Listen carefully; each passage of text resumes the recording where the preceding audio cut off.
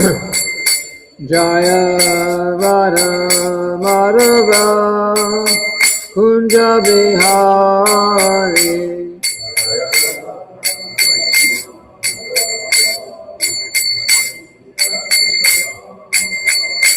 Jaya Radha Madhava Kunja Bihari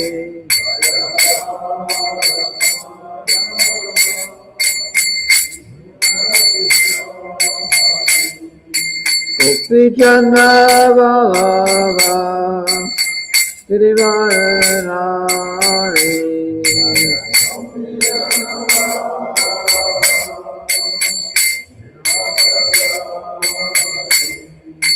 Gopi Jana Bhava Girivaranari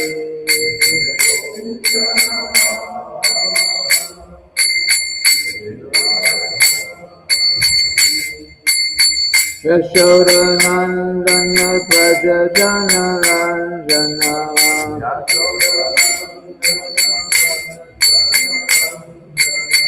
Yamuna Tira Vanachari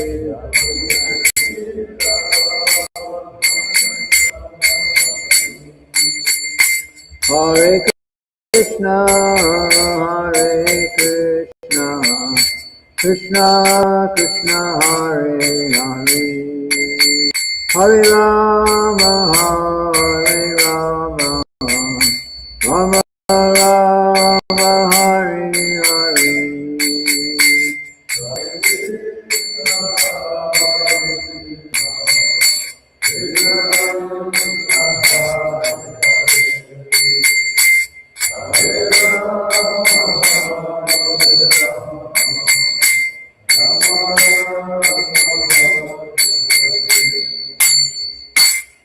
Srila Prabhupada ki jai. Om Namo Bhagavate Vasudevaya.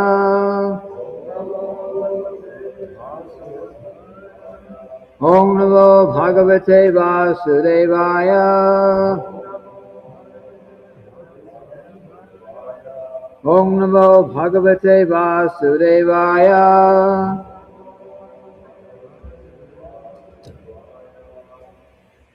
So we're continuing with our reading from the Srimad-bhagavatam, Canto 9, Chapter 22. Today we'll start with text 33. Actually, they'll go to the end to 48, 49. There's no purport except for about a very short purport in the last verse. So then I'll probably go on to the next chapter. So we'll chant the Sanskrit for today. Tava tata subhadrayam abhimanyor ajayata sarvatira tajidvira uttarayan tato bhavan Tava tata subhadrayam abhimanyor ajayata sarvat tiratajidvira uttarayan tato bhavan Tava tata subhadrayam abhimanyor ajayata sarvatira tajidvira uttarayan tato bhavan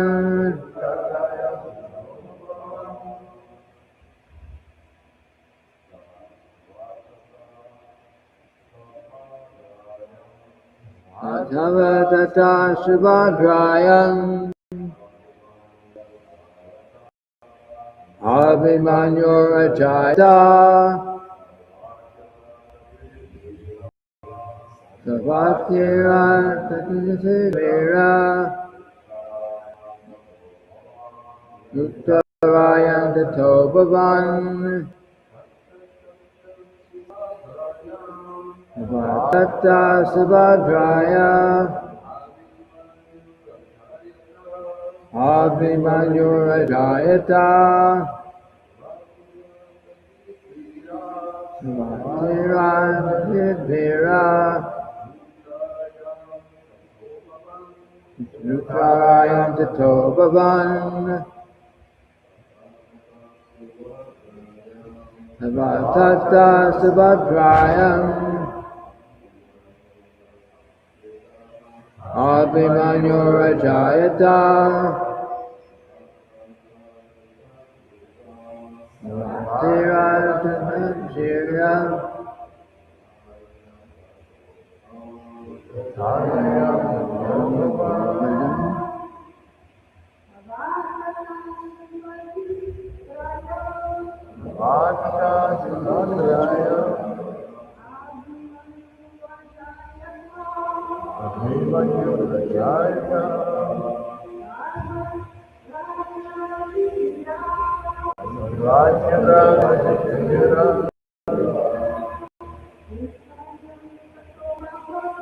Uttarayan Tato Bhavan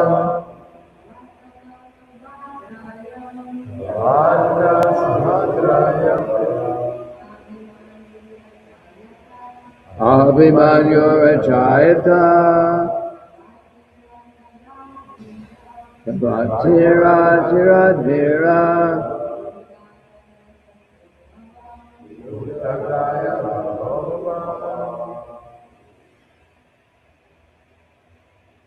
Anyone else? Word for word. Tava, your. Tata, father. Subhadrayan, in the womb of Subhadra. Abhimanyu, Ajayata was born. Sarva Atiratajit, a great fighter who could defeat the Atiratas. Vira, a great hero. Uttarayan, in the womb of Uttara. Tata, from Abhimanyu. Bhavan, your good self. Translation. My dear King Parikshit, your father Abhimanyu was born from the womb of Subhadra as a son of Arjuna.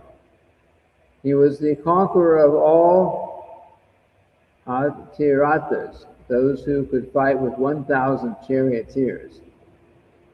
From him, by the womb of Uttara, the daughter of Viradvaja, you were born. Repeat after me. My dear King Parikshit, your father, Abhimanyu, was born from the womb of Subhadra as the son of Arjuna. He was a conqueror of all Atiratas, those who could fight with 1,000 charioteers. From him, by the womb of Uttara, the daughter of Viradvaja, you were born. No purport. We'll go forward. Next translation. After the Kuru dynasty was annihilated in the battle of Kurukshetra, you also were about to be destroyed by the Brahmastra atomic weapon released by the son of Dronacharya. But by the mercy of the Supreme Personality of Godhead Krishna, you were saved from death.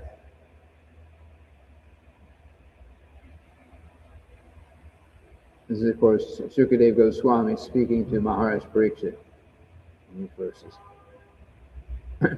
My dear king, your 4 sons, Janmanjaya, Shrutasena, Bhimasena, and Ugrasena, are very powerful. Janmanjaya is the eldest.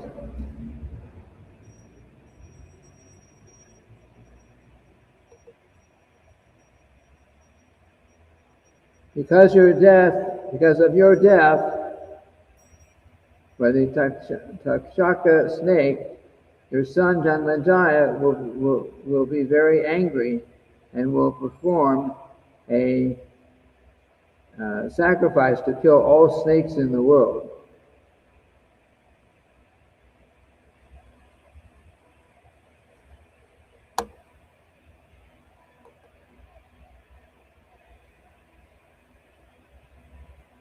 After conquering throughout the world and after accepting Torah, the son of Kailash, as his priest, Janmanjaya will perform Ashvamedha Yagyas, for which he will be known as Turaga Medashat.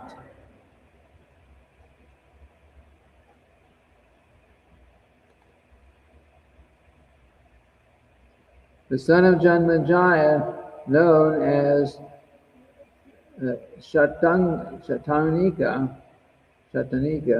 will learn from Yajnavalkya the 3 Vedas and the art of performing ritualistic ceremonies. He will also learn the military art from Kripacharya and the transcendental science from the sage Shonika.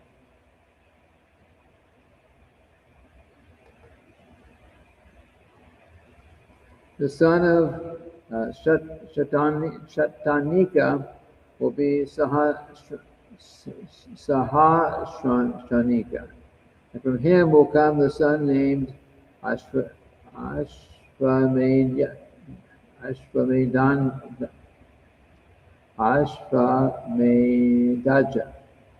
From Ashvamedha will come Ashima Krishna, and his son will be Nemi Chakra.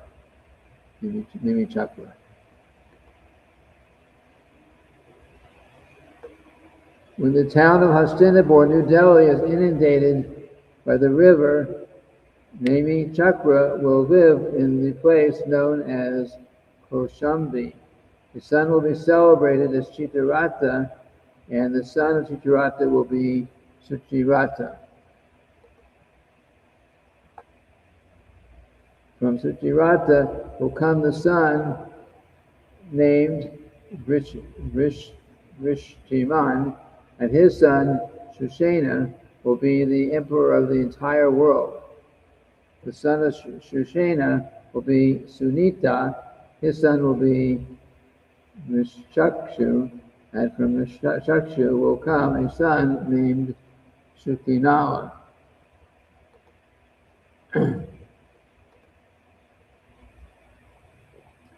The son of Shukinala will be Pariplava, and his son will be Sunaya. From Sunaya will become the son named Madhavi, from Madhavi Nirpanjaya, from Nirpanjaya Dorva, and from Dorva Timi.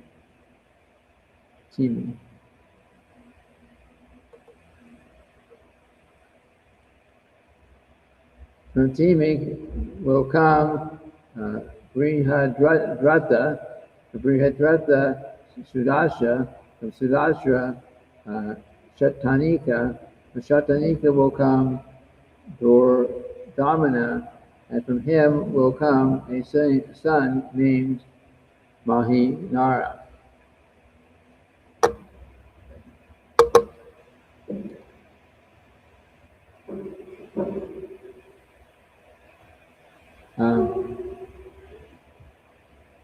Just a verse or two here.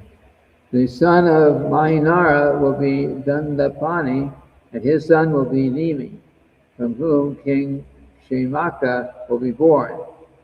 I have now described to you the moon god's dynasty, which is the source of Brahmanas and Kshatriyas, and is worshipped by the demigods and great saints.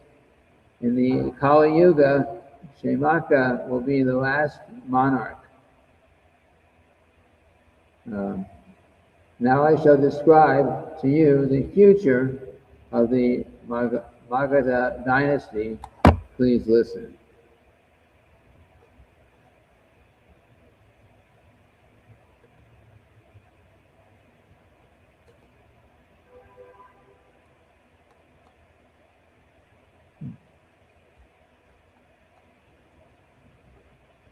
Sahadev, the son of Jarasandha, will have a son. Where is it? We're reading these. This is Shukadeva Goswami, and he's speaking to Maharaj Parikshit just before he's, his 7 days before he was bitten by a magical snake bird and was going to die. So Shukadeva Goswami has spoken so many things from the past, and now he's saying, and here's who's going to come after you, and who's going to come after you, and he even mentions, and this is going to happen. You're going to die at this time, which he already knew, but you're going to die. It's all in the Srimad-bhagavatam. He's telling Maharaj Parikshit, here's what has happened. Here's what's going to happen very few days, and here's what's coming in so many future generations. We don't have, modern times. All we can do is speculate. But here, these are saintly persons are called. This pure devotee, liberated souls. They're like Krishna in one sense, because of being empowered by Krishna. What's it called? Trikalaja, which means they can understand everything, past, present, and future. They're giving that because Krishna is in their heart.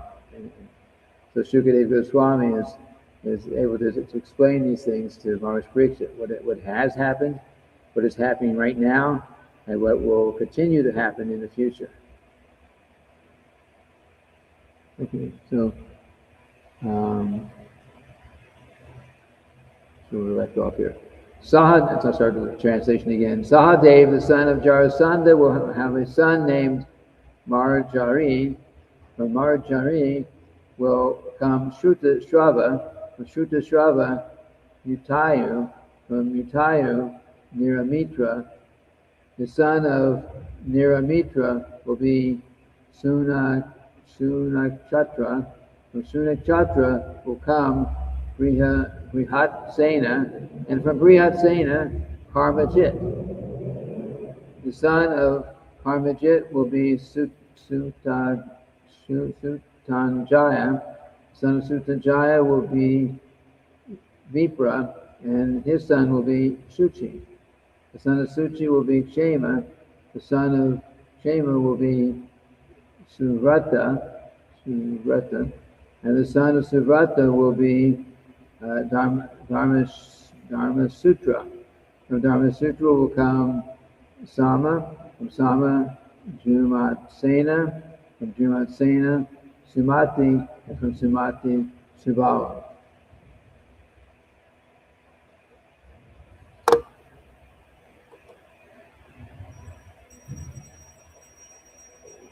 From Subala will come Sunita. From Sunita, Satyajit. From Satyajit, Vishvajit, and from Vishvajit, Ripunjaya. All these personalities will belong to the dynasty of Brihadrata, which will rule the world for 1,000 years. Prabhupada's purport. This is the history of a monarchy that began with Jarasandha and continues for 1,000 years as the above mentioned kings appear on the surface of the globe. Thus, in the Bhaktivedanta purports of the 9th canto, 22nd chapter of the Srimad-bhagavatam, entitled The Descendants of Ajamidha.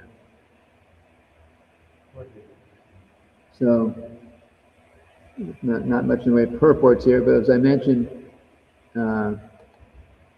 it's interesting. I find it very interesting how these personalities like Shukadev Goswami, we can hardly even pronounce these names with the spirit, but he knew them all from memory or from revealed within the heart.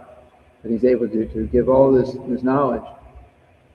And just like there were predictions that were made in more recent times, means within the last 100 years, like Bhaktivinoda Thakur predicted so some personality who would come very soon, who would spread Krishna consciousness all over the world.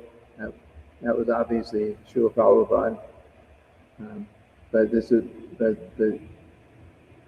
Prabhupada was not actually when he wrote this, when Srila Bhaktivinoda Thakur made that statement in his book, one of his books called The Life and Precepts of Lord Chaitanya Mahaprabhu. That book was published in 1896. It was sent to McGill University in Canada, and that's the same year that Srila Prabhupada was born.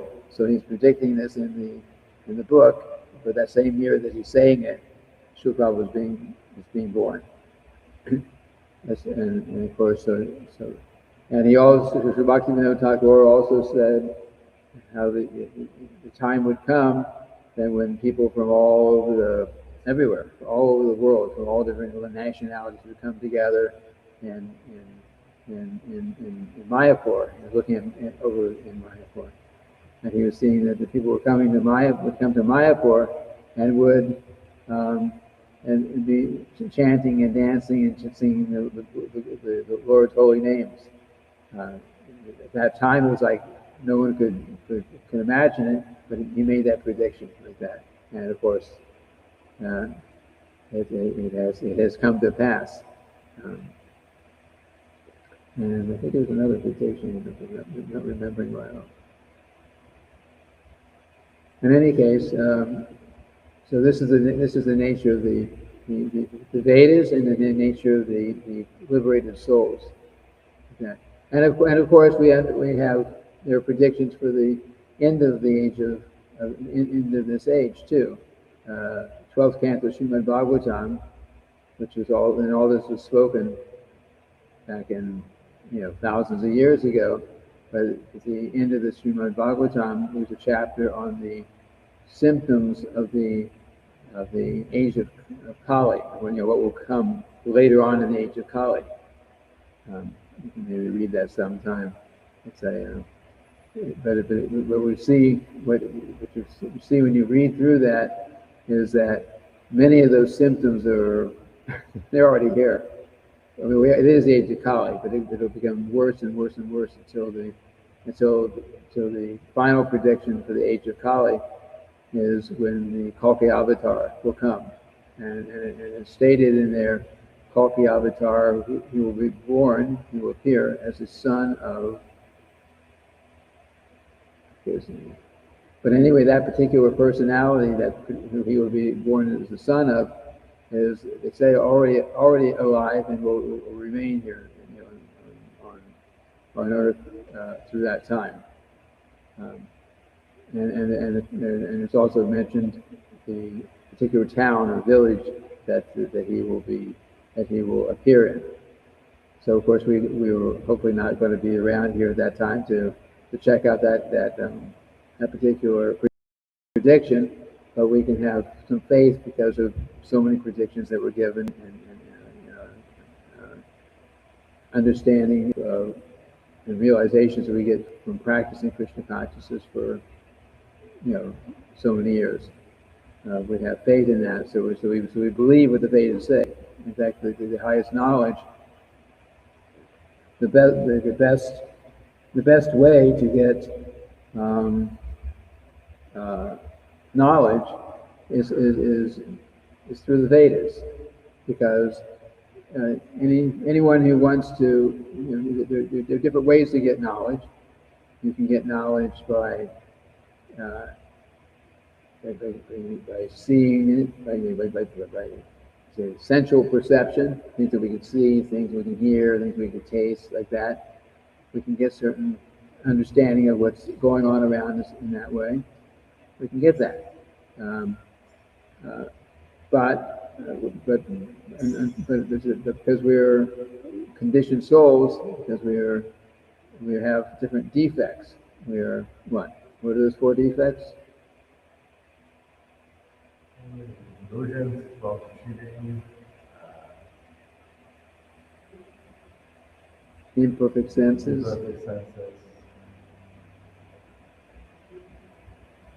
What are we missing? We have a tendency to fall into illusion. Yes. So we have, so anything that we perceive is or figure out on our own based on what we've perceived. There will probably be something that's, it'll probably not be perfect, right? But so Srila Jiva Goswami, he wrote one of his very important, and he wrote many books, Srila Jiva Goswami. One of them is called the Sat Sandarbhas. Sat Sandarbhas means 6 Sandarbhas.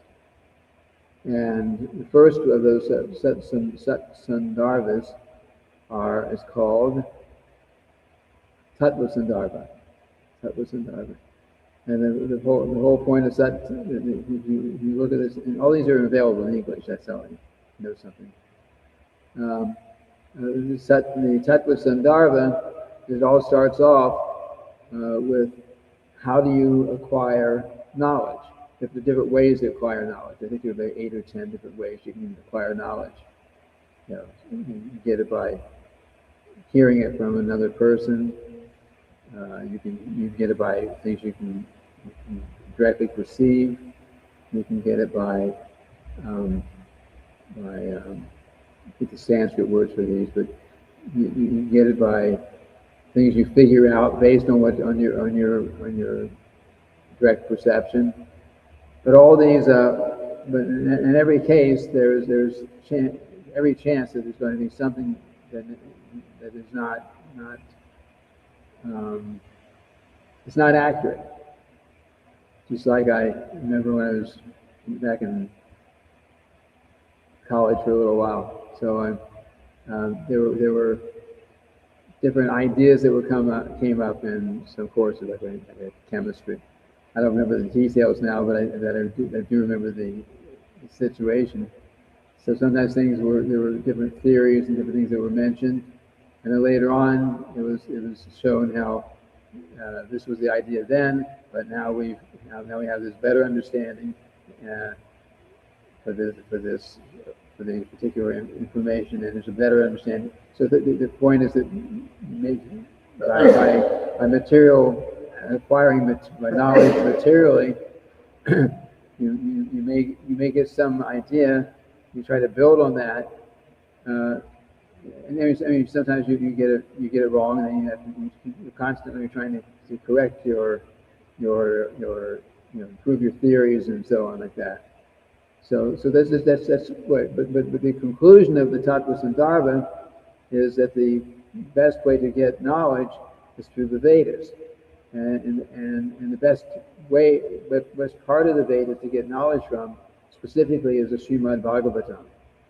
So the conclusion of Tattva Sandarbha is that the best way of getting knowledge is through Srimad-bhagavatam, and then the second Sandarbha is called the Bhagavat Sandarbha, and each one has its own purpose. Okay.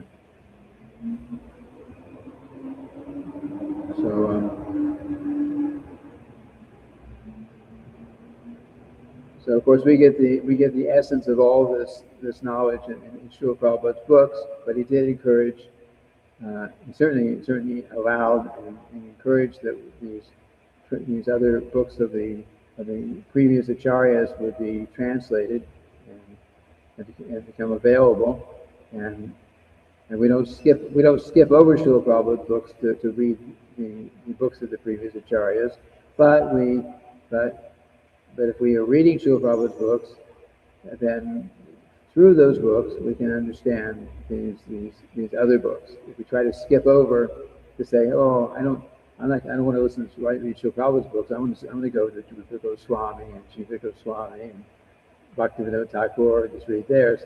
But no, you can't do that. You gotta understand Srila Prabhupada's books. We can't actually understand those other books without first reading and studying Srila Prabhupada's books. It's very important. And in the same way, if we're reading Srila Prabhupada's books, and because some people say, some devotees say, okay, well, I'll just read Srila Prabhupada's books, and I'll get Srila Prabhupada's mercy in that way, but I'm not going to accept a spiritual master in disciplic succession. It's the whole Ritvik idea. I will not accept this. I will not accept anyone coming, as a guru who's coming after Srila Prabhupada. I'll just read Srila Prabhupada's books. But there's a nice history in the Mahabharata somewhere. His name was Ekalavya. So Ekalavya was just like Arjuna learned the military art from Dronacharya. Yes. And so Ekalavya, he didn't want to accept a Dronacharya as my military guru, and he didn't want to accept him and serve him like that. What he did, according to the history, was he made a form like a deity, sort of. I think it was the other way around. Dronacharya was accepting the disciple. I think Dronacharya was accepting the disciple, so he made a murti. Yeah, he made a murti, and he worshipped that murti, and he actually was getting the ability to develop these. But Arjuna saw what he was doing, and that he was not going through the guru directly. He was creating some form of a guru, of a living guru, and worshiping him and getting this. But it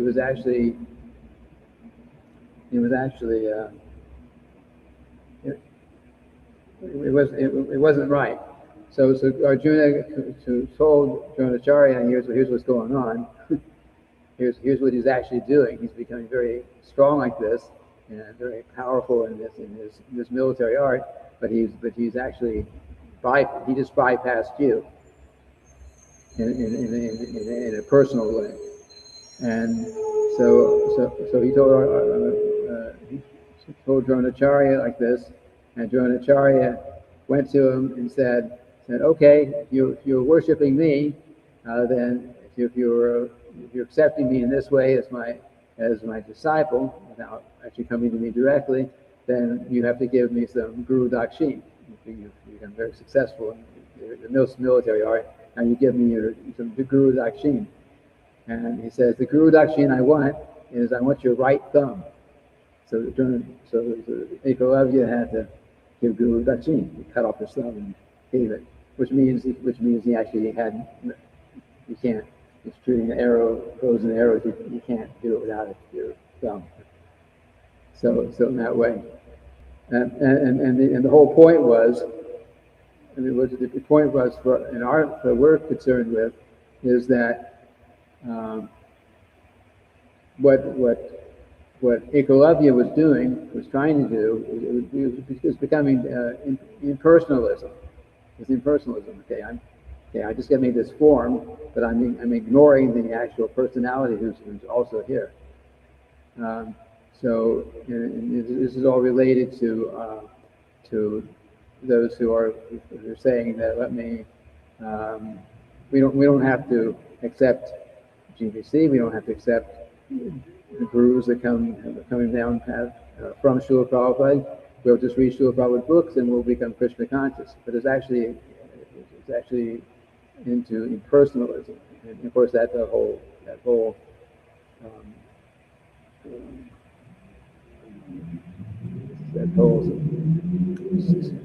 system of that was jumping over Srila Prabhupada and trying to accept Srila Prabhupada as the eternal Diksha Guru is wrong, and it will not. No one will actually ultimately become Krishna conscious doing that, and of course it can never be accepted within ISKCON, even though there's still people who are really pushing for it. Anyway, there's a couple points here. Any questions, comments?